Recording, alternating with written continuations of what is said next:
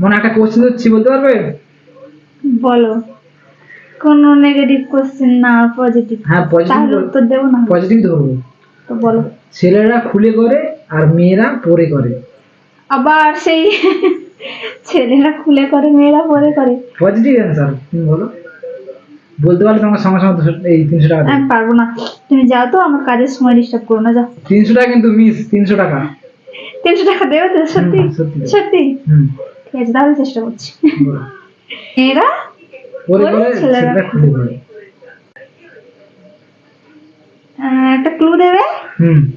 Clue দিচ্ছি তাহলে। Clue দিলে কিন্তু তাহলে আমি 200 টাকা বাদ দেবো, 100 টাকা দেবো। না না না, তাহলে দিতে হবে না, তাহলে দিতে হবে না। আমি চেষ্টা করছি।